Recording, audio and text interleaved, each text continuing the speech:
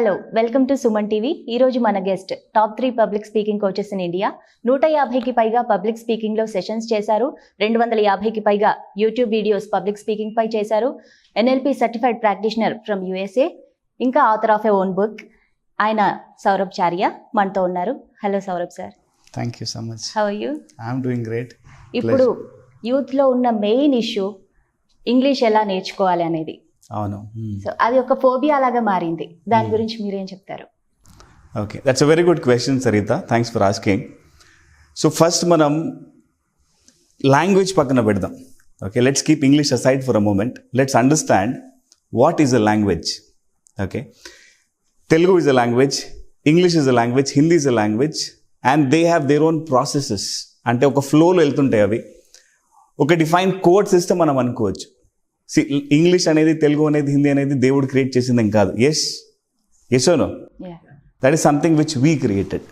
Okay, and we have decided upon few rules. ఇవి rules, ఇవి codes, మేము ఇలా మాట్లాడితే దీని మీనింగ్ ఇది అని మనం ఫిక్స్ చేసుకున్నాము. ఓకే, ఫర్ ఎగ్జాంపుల్ మనం అమ్మ అని అంటాం తెలుగులో, ఇంగ్లీష్లో మదర్ అని అంటాం. Eventually the meaning is same. Yes, అదొక కోడ్ మాత్రమే. ఇన్ ద సెన్స్ అమ్మ, అది మనం డిసైడ్ చేసుకున్నాం దాని మీద. అండ్ అమ్మ అనగానే ఏమవుతుంది? We get a image in our head. Yes, and we have an emotion attached to that image. So that is nothing but a code, and we decode that using an image and a feeling. That is అమ్మ in Telugu, and that is mother in English. When you can learn అమ్మ in Telugu, or when you can learn one code in the word, it can be any code in the word. అంటే మీరు ఏదో ఒక language కనుక మాట్లాడగలిగితే, ఏదైనా language, వేరే language కూడా మీరు ఈజీగా మాట్లాడవచ్చు. ఎందుకంటే మీకు కోడ్ సిస్టమ్ తెలుసు. ఇంగ్లీష్ అనేది ఒక కోడ్ మాత్రమే. ఇంగ్లీష్ ఎందుకు నేర్చుకోలేకపోతున్నారంటే they are treating like a big thing. వాళ్ళకి కోడ్ సిస్టమ్ అర్థం కావట్లేదు. మనం తెలుగు కోడ్ నేర్చుకోగలిగితే ఇంగ్లీష్ కూడా నేర్చుకోవడం చాలా ఈజీ. ఫస్ట్ ఆ మైండ్ సెట్లో మనం రావాలి. But we are thinking that English is a big language, it's a huge language. It's not a big language. It is a set of rules which people have decided upon. Yes, we just have to follow those rules.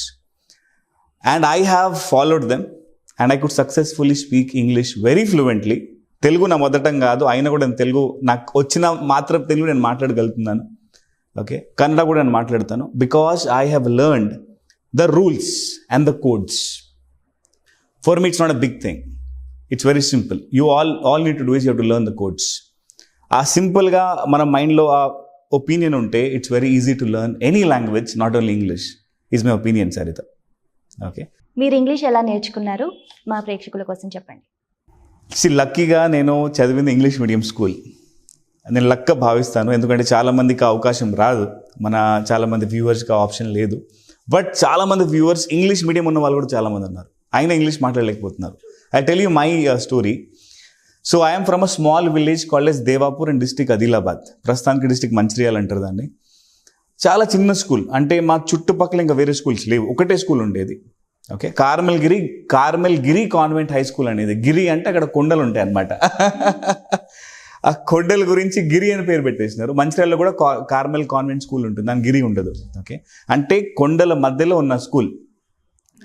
అక్కడ Telugu medium ఉండేది, English medium ఉండేది. Luckily I got a chance to study in English medium school. చెప్పడానికి మాత్రం English medium అది.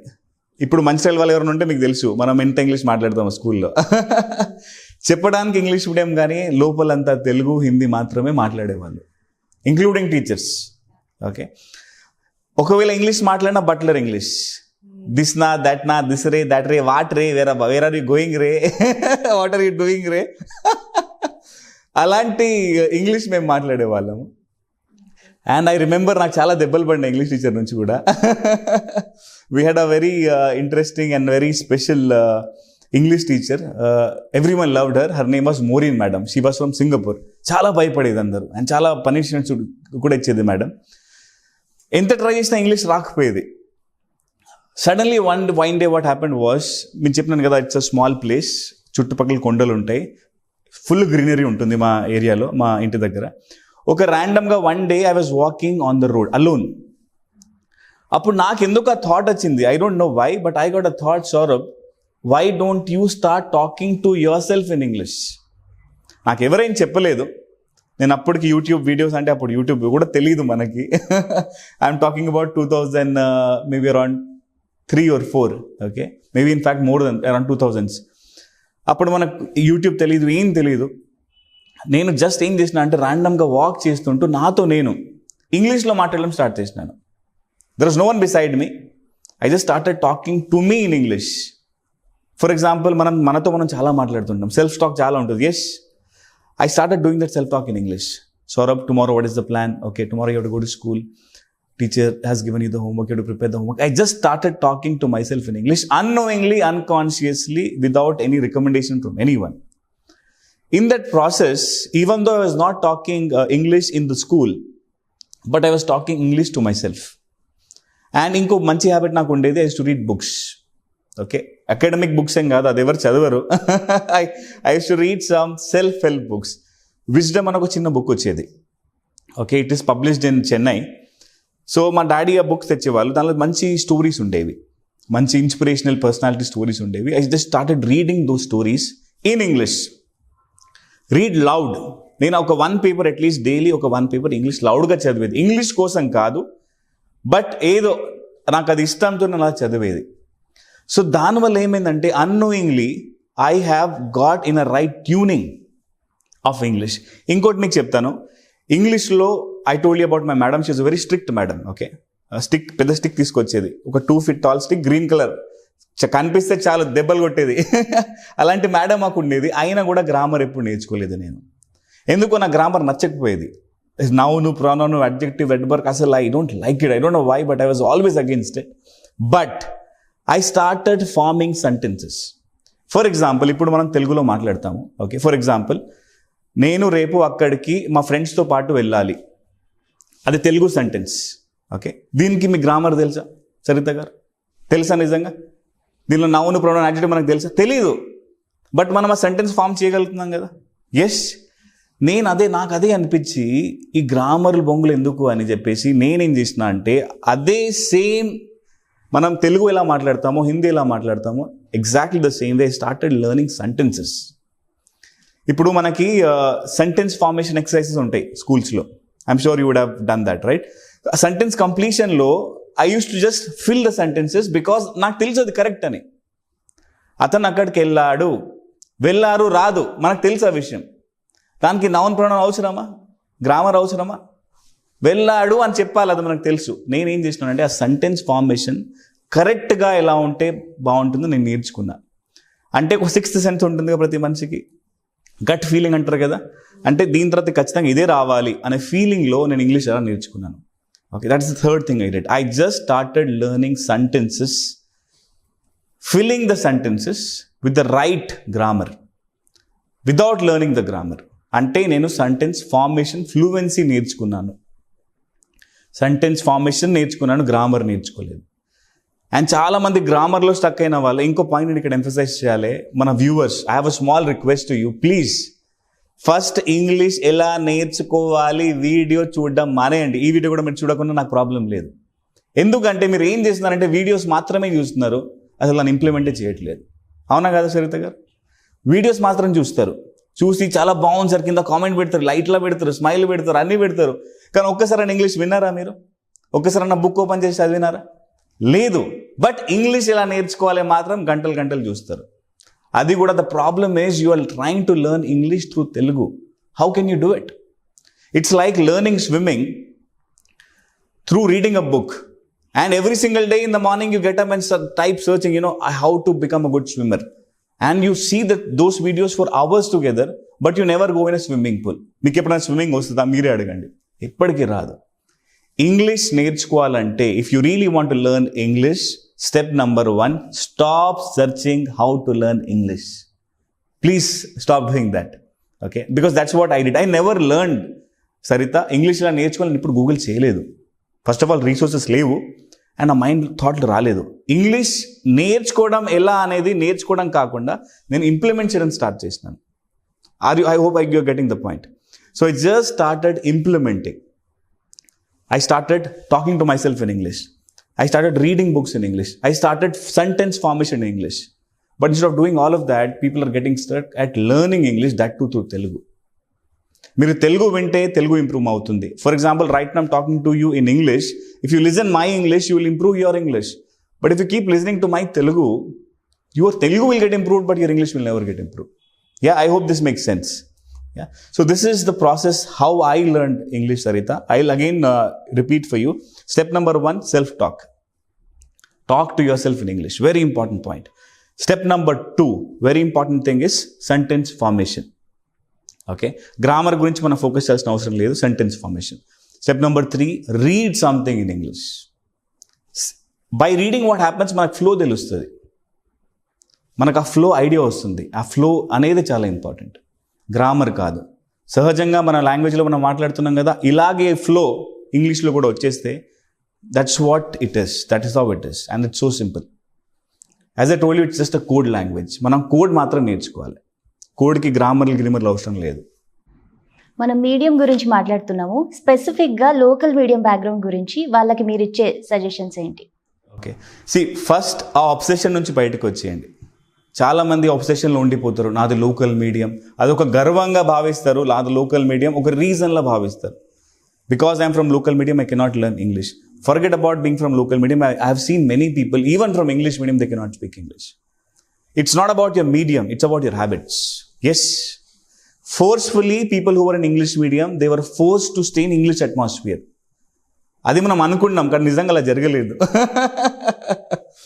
Even people from English medium background had Telugu atmosphere around them. Yes or no? The most important thing, Sarita, is to learn English is the surroundings, the atmosphere.